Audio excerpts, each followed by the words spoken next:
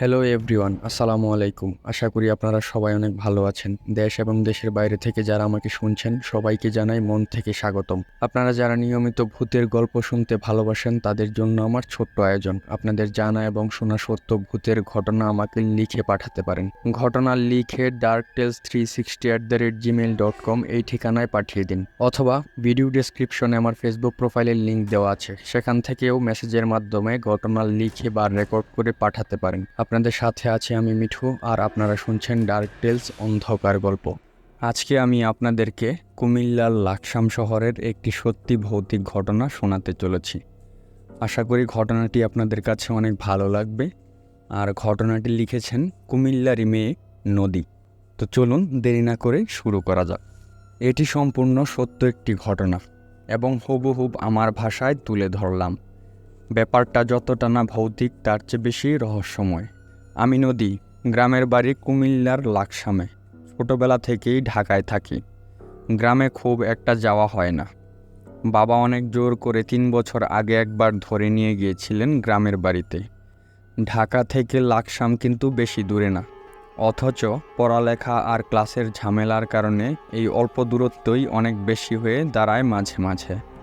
যাই হোক, সেবার গ্রীষ্মের ছুটিতে বাবা, মা, আমি আর আমার ছোট ভাই জয় মিলে দাদার বাড়ির উদ্দেশ্যে রওনা দিলাম। বাবা গাড়ি চালাচ্ছিলেন। কুমিল্লায় আমরা যখন পৌঁছাই তখন বেলা প্রায় শেষের দিকে। রাস্তায় গাড়ি থামিয়ে আমি আর আম্মু পাশের দোকান থেকে চা বিস্কিট কিনে খেতে লাগলাম, আর বাবা গেল নামাজ পড়তে। আমরা গাড়িতে বসে চা খাচ্ছি, এমন সময় এক বুড়ো মতন লোক হঠাৎ কোত্থেকে যেন উদয় হলো।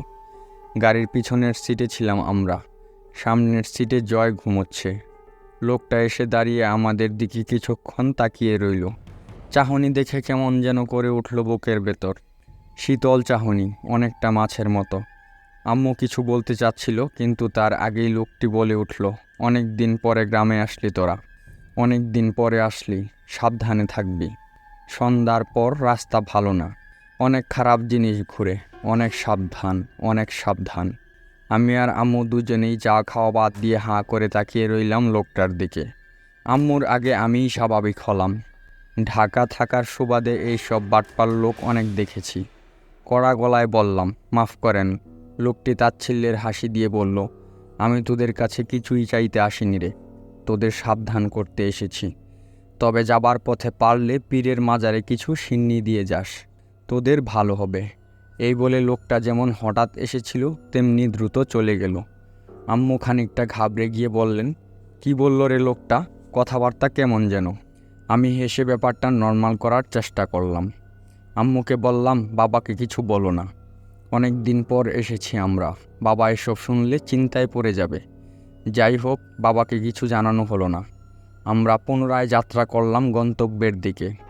বাসা থেকে প্রায় 20 মিনিটের দূরত্বে আবারও থামতে হলো। মাগরিবের নামাজের সময় প্রায় শেষের দিকে। বাবা মসজিদে চলে গেলেন। আমি আর আম্মু গাড়িতে বসে রইলাম। দুপাশে সুন্দর ঢেউ খেলানো ধানের সারি দেখা যাচ্ছে। মাঝে মাঝে দমকা বাতাস উঠছে ক্ষেতের উপর। সুন্দর পরিবেশ, দেখলেই শান্তি লাগে। এক মনে তাকিয়ে আছি, এমন সময় হঠাৎ সামনে কিছু একটা নড়ে উঠতে দেখলাম। সন্ধ্যা হয়ে এসেছে, আলো প্রায় নিভু নিভু। চোখের ভুল দেখলাম নাকি বুঝতে পারলাম না। এবার দৃষ্টি স্থির করে তাকিয়ে রইলাম। এবার স্পষ্ট দেখতে পেলাম সেটা।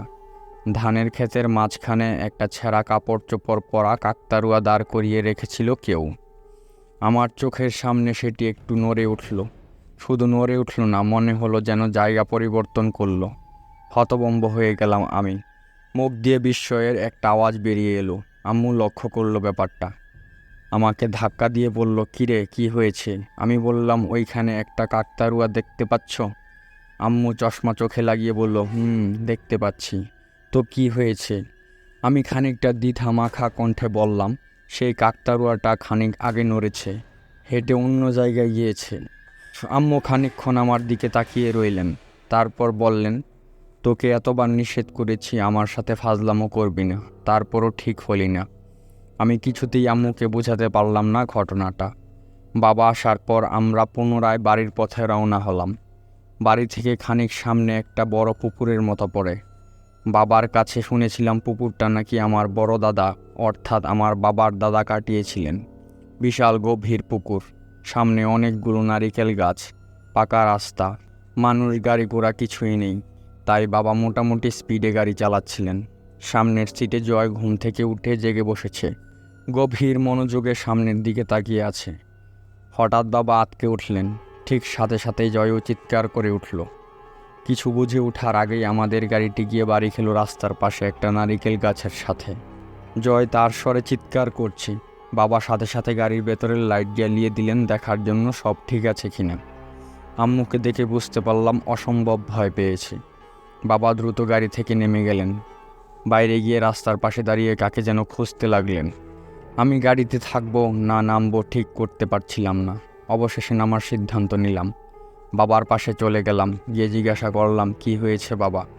গাড়ির ব্রেকে কোনো সমস্যা? বাবা আমার দিকে তাকিয়ে খানিকটা বিভ্রান্তের মতো বললেন, না রে মা। মনে হলো গাড়ির সামনে দিয়ে একটা মানুষ দৌড় মারল। স্পষ্ট দেখলাম গায়ে একটা ছেঁড়া কাপড় পরা।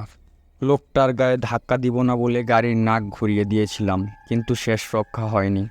লোকটা মনে হয় বাড়ি খেয়েছে গাড়ির সাথে। আমি, বাবা, আম্মু সবাই মিলে অনেকক্ষণ খুঁজলাম গাড়ির আশেপাশে। শেষে বাবা বলল, বাড়িতে যাওয়া যাক, সেখান থেকে লোক নিয়ে এসে খোঁজা যাবে। সবাই একমত হলাম। বাসায় গিয়ে পৌঁছে যা শুনলাম তাতে আক্কেল গুরুম হয়ে গেল। পুকুরের পাড়ে নাকি আজকাল অনেকেই এমন ঘটনার সম্মুখীন হয়। অনেকেই নাকি ছেঁড়া কাপড় চোপড় পরা একটা মানুষ আকৃতির মূর্তিকে দেখে, কিন্তু গাড়ি, ট্যাক্সি বা মোটর সাইকেল থেকে নামার পর আর কাউকে খুঁজে পাওয়া যায় না। যদিও কেউ এখনও পর্যন্ত ক্ষতির সম্মুখীন হয়নি, তবে রাস্তাঘাটে মানুষ চলাচল অনেক কমে গেছে। আজকের ভৌতিক ঘটনা আপনাদের কাছে কেমন লেগেছে তা অবশ্যই কমেন্টস বক্সে কমেন্টস করে জানান। ভালো লাগলে একটি লাইক দিয়ে শেয়ার করুন আপনার প্রিয়জনদের সাথে। প্রত্যেক শনিবার, মঙ্গলবার ও বৃহস্পতিবার বাংলাদেশ সময় রাত 9টায় নতুন নতুন ভৌতিক ঘটনা নিয়ে হাজির হই আপনাদের সামনে। মিস করতে না চাইলে চ্যানেলটি সাবস্ক্রাইব করে বেল আইকনটি বাজিয়ে দিন। আর ততক্ষণ পর্যন্ত ভালো থাকুন। ধন্যবাদ। আসসালামু আলাইকুম।